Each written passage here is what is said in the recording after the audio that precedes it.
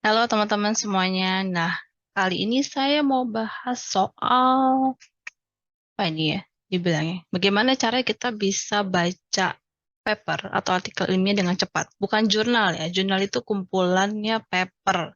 Nah, kalau yang teman-teman suka temuin dan juga untuk jadi referensinya kalian, itu namanya paper atau artikel ilmiah. Jadi jangan sampai salah. Biasanya suka ngomong tuh baca jurnalnya, ya udah satu buku tuh kamu baca gitu ya. Jadi makanya tuh hati-hati ya teman-teman.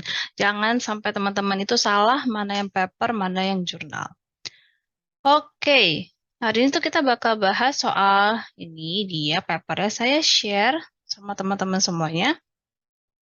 Nah, ini papernya terkait dengan Sustainable Banking Evaluation of the European Business Models. Ya, pas teman-teman menemukan paper kayak gini, ini memang saya sudah download duluan dari Google Scholar. Atau misalnya teman-teman punya akses ya ke Emerald atau ke publisher lainnya, silahkan dicari ya teman-teman.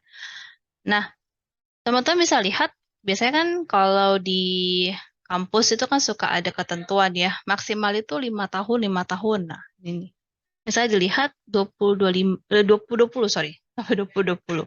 Nah, terus bacanya pertama kali adalah di abstrak gitu. Sustainability has become one of challenge. Nah, di abstrak itu dia biasanya kalau kayak gini sustainability has become one of the challenge of today's banks itu seperti fenomena ya, teman-teman ya.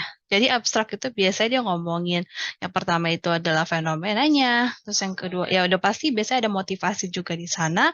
Terus teman-teman juga bisa lihat di sini dia ada metode pengambilannya gitu ya. Kalau di sini kayak misalnya yang pertama itu mereka bilang pakai theoretical gap menggunakan DLP Analytic Hierarchy Process Method. Terus sudah habis kayak gitu mereka juga melakukan evaluasi kepada 16 banks dari 6 European countries gitu ya. Jadi teman-teman udah tahu nih, oh dia sampelnya ini memang benar-benar bank yang ada di negara Eropa, tapi masing-masing dari negara tersebut hanya dua yang diambil.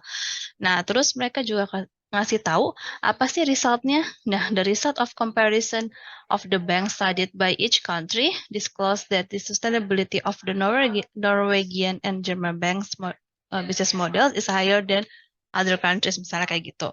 Oke, terus dia juga bilang untuk yang sisanya kayak gitu ya. Nah, terus gimana caranya kalau misalnya paper ini mau dijadikan sama teman-teman sebagai rujukan?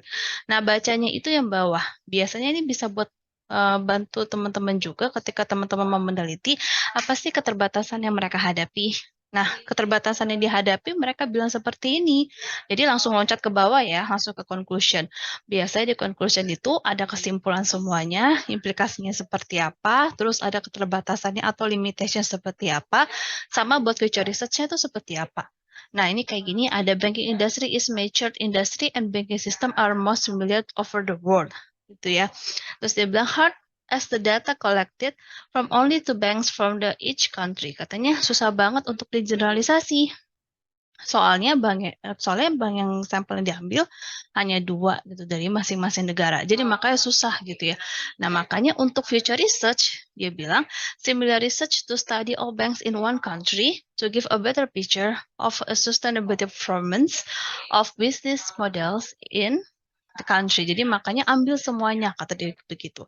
Nah, teman-teman mau jadikan itu sebagai referensi supaya teman-teman bisa membuat penelitian selanjutnya itu diperbolehkan. Oke, sekian dari saya teman-teman. Semoga kita bisa ketemu lagi di video selanjutnya. See you again next time. Bye-bye.